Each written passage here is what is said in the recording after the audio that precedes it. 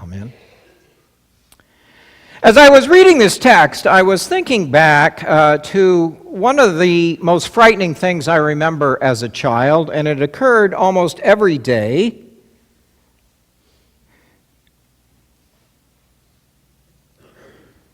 Because as a child, the most frightening thing I can remember is going to bed at night. Right? Mom would, and it usually was Mom.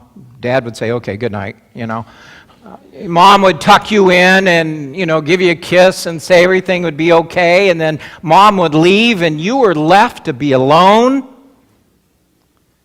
with all those scary things in your room. A closet door cracked to bed, a dresser drawer that hadn't been pushed shut, and all of a sudden some shirt or a pair of pants you left on the floor magically began to move. Right? And the longest distance in the world was not from Earth to the moon, but from your bed to the bathroom.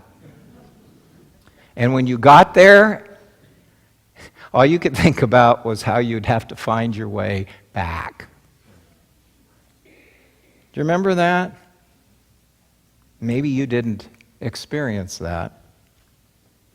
But the nighttime and darkness was different. You see, the dark or the night, it somehow makes everything suspicious, more eerie and questionable and feeling out of our control. Adults are the same way. Come on, you know that. As adults, your antennas immediately go up if you are outside walking at night and somebody appears behind you. Or if you're sitting in your living room or sitting with friends somewhere on a patio and all of a sudden you hear a noise or you hear a bump or a thump or something else, all of a sudden you're thinking something very different than you would if it were in the daytime. And for good reason. Several nights ago, there was a big crash outside our front door as someone smashed into our car that was in front of our house and then took off. Luckily, I have a daughter who is faster than a speeding bullet and literally chased that individual down.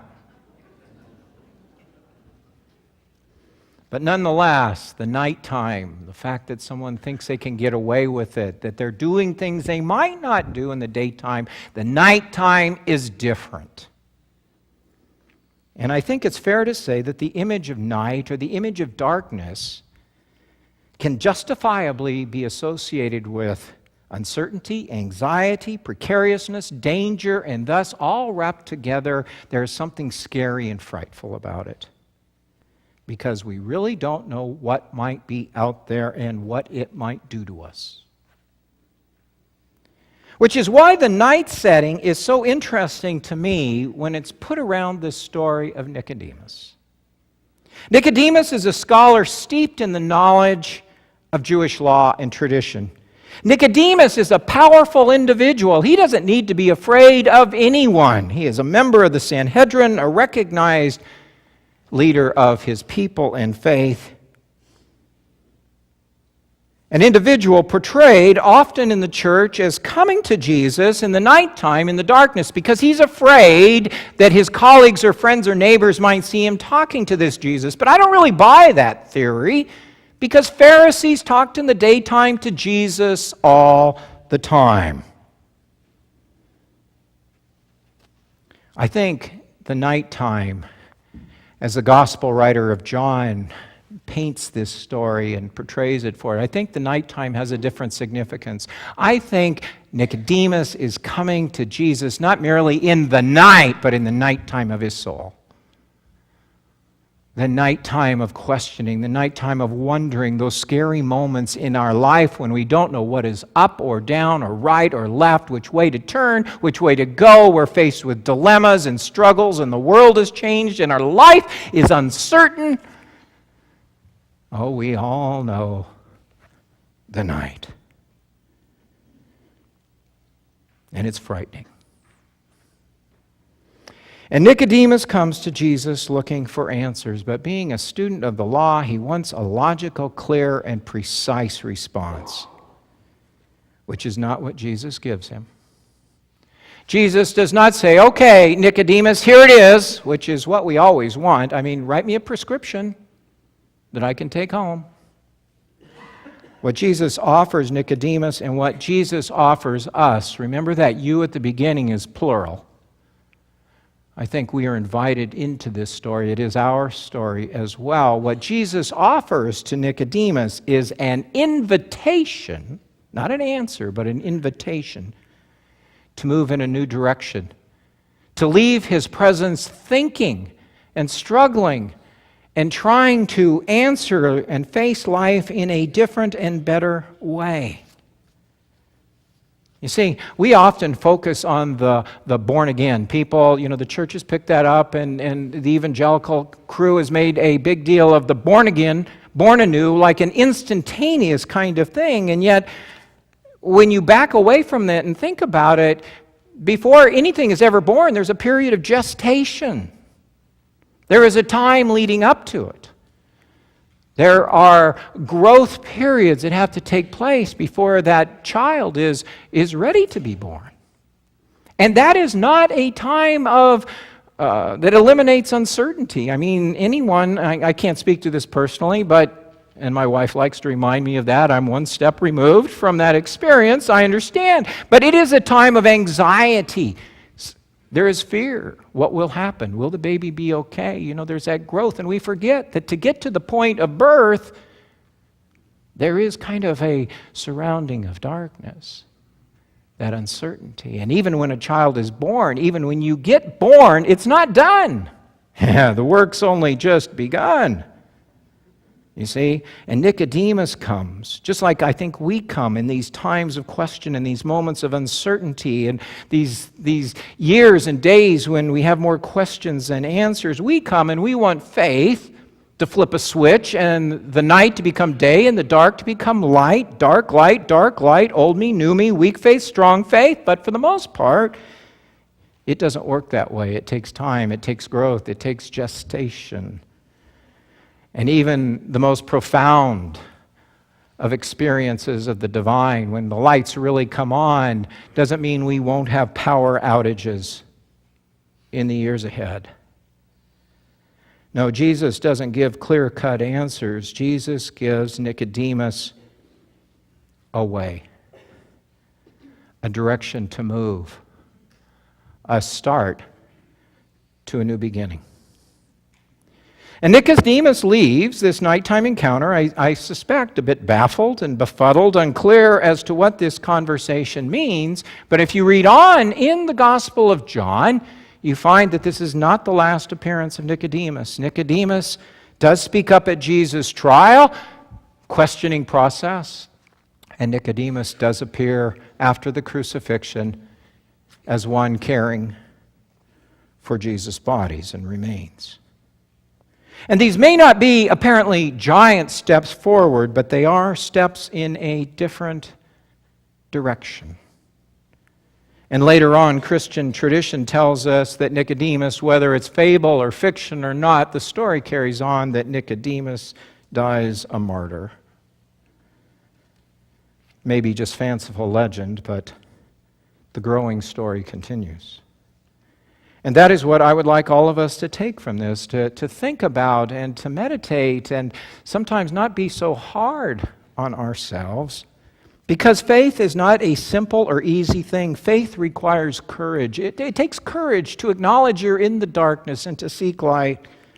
It takes courage to ask some difficult questions and live with them, not always knowing the answer. It takes courage to know that faith is a risk as we alter our thinking and our lifestyles. It is something that involves a slow yet steady evolution of our night vision. And change and growth in faith has growing pains as we move from darkness into light. You know, we say we want the light, we want to see, but I got to tell you, it's a lot easier to live in the darkness. Because when I have light on me, I see stuff about me I don't like. Denial is a wonderful thing.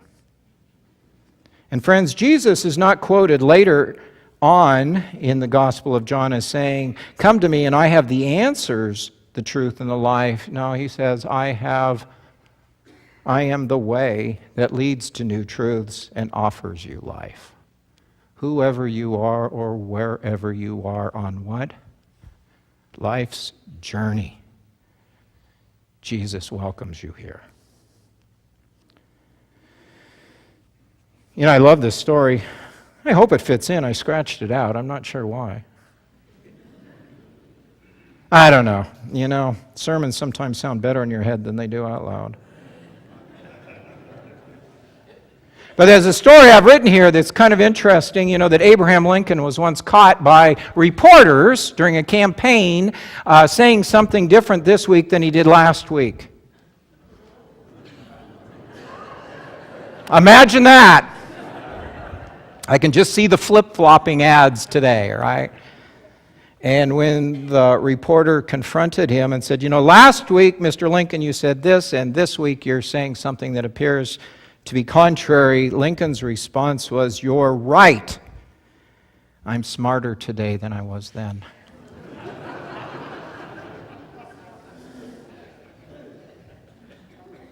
Sometimes I think in terms of our faith and religion that we can be like Nicodemus, so caught up in legalism and law and the black and the white and I got it right, that we don't allow ourselves the opportunity to be smarter tomorrow than we are today. Because we so easily refer to faith as something that just is, but faith requires dedication and time. It involves not just an open heart and an open mind, but a committed spirit. Not because God isn't faithful, but because life is not static. Not because God isn't steadfast, but because people and events are fickle and unpredictable.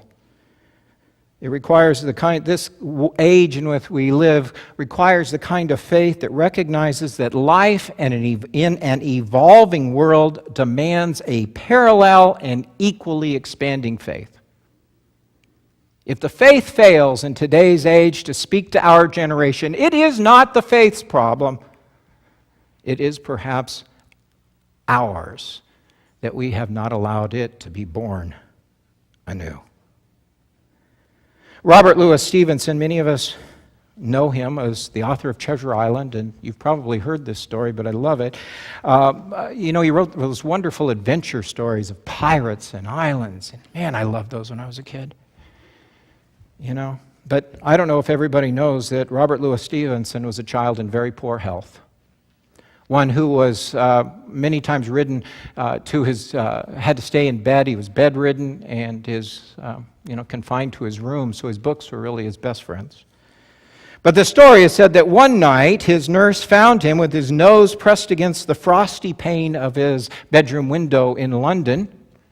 And she said, "Get away from there because you'll catch a cold. Get away from there. You're not a well child." And remember, in those days, he was looking at something.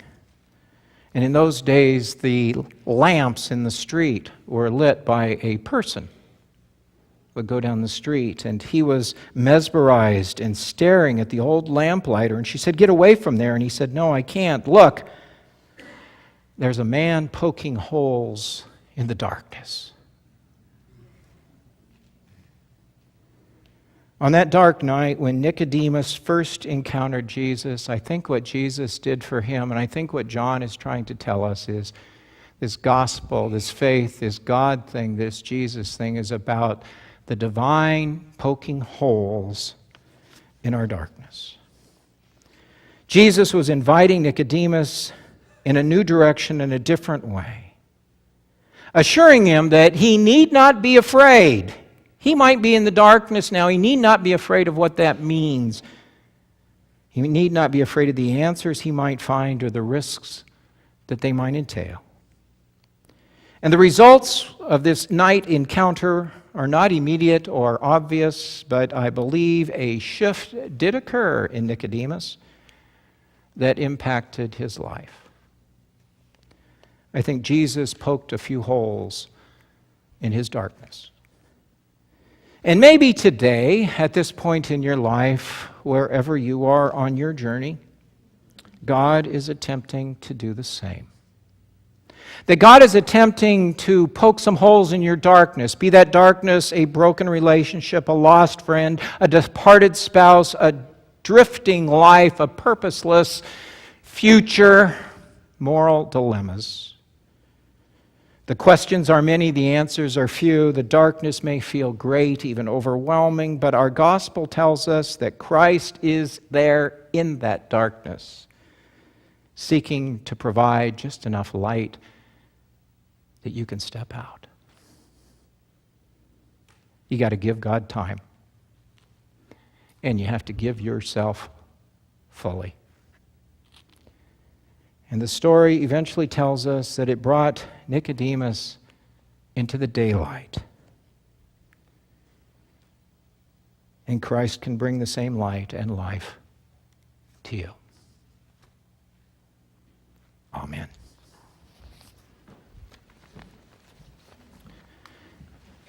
At this time, we will continue our worship through the offering of our gifts.